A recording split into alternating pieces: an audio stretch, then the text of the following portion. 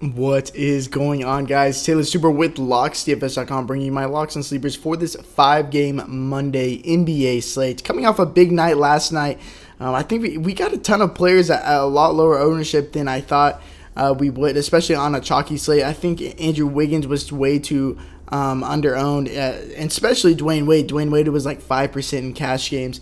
Thought he was such an amazing play, especially with Tyler Johnson out. Ended up scoring like 38 fantasy points, and I know a lot of people ended up going Dennis Smith Jr. around that range, but we ended up playing Wade over him at a lot less owned, and we got him scoring 10 more fantasy points than Dennis Smith Jr. But yeah, nonetheless, big night on both sides. FanDuel, DraftKings, we're just absolutely killing it. But yeah, to select the winner of last week's giveaway, it is Brendan McCabe. He's been commenting on pretty much every video.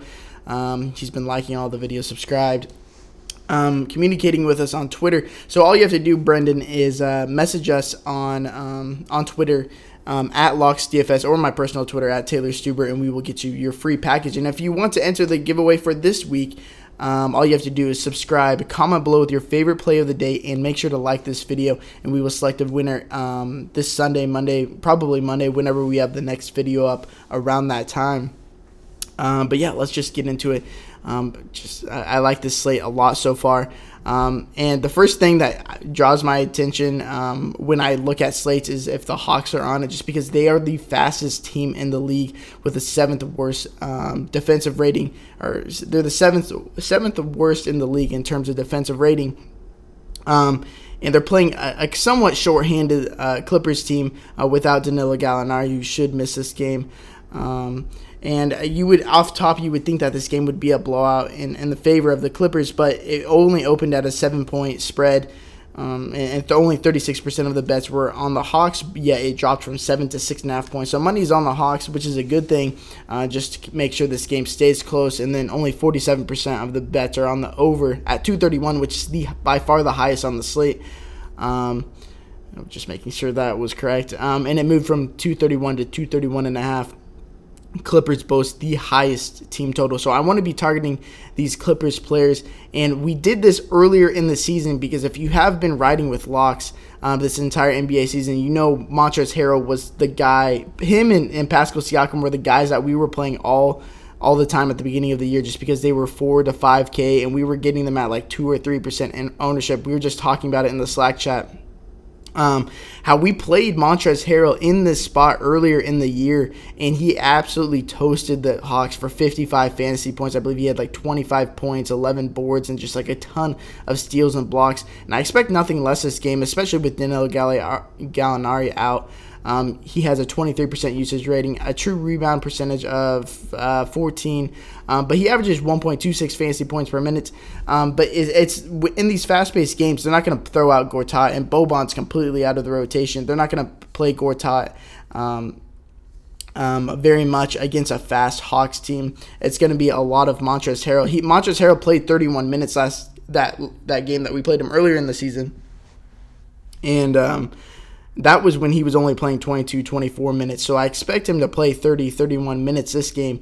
And he should absolutely destroy this game. I love Montrezl Harrell on both sides. On FanDuel or on DraftKings, he's 7.1K, and I hope that price scares people off. I'm not sure. I haven't really looked much around the industry to see where people are going today. I can't really gauge his ownership just yet, but 7K on FanDuel seems like the absolute biggest lock of the night. And on the same team, I want to go to Lou Williams.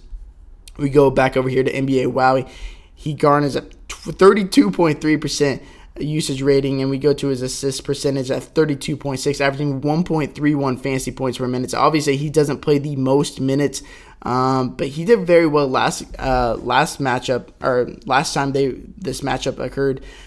He scored 42 fantasy points, and I think he's pretty affordable over here on FanDuel. I typed in FanDuel.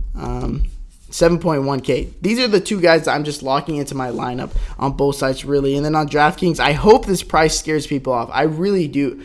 Because 7.4K is right where he should be, I guess. He still has upside with this price tag, but He's definitely just like right there where you can question if you should play him or not. And so I think his ownership is going to be down to 20-25% when it should be 40-45%. And I think you get him really under-owned. And then obviously the lock of the day is going to be Trey Burke, just because Frank Ntilikina is out with Emmanuel Mudiay. Ntilikina not expected to travel with the team after suffering that groin injury yesterday.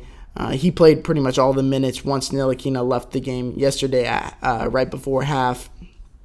And he has a massive usage rate. And as long as Enes Kanter is out of the rotation, it's a massive boost to everyone's usage rating. And I don't think people are really noticing that just yet. So Charlotte has been a horrible defensive team over the past month. So having some of these Knicks players isn't the worst thing, especially on a smaller slate. So I think having Trey Burke, maybe a Noah Vonleh to match Marvin Williams on the other side isn't that bad of an idea.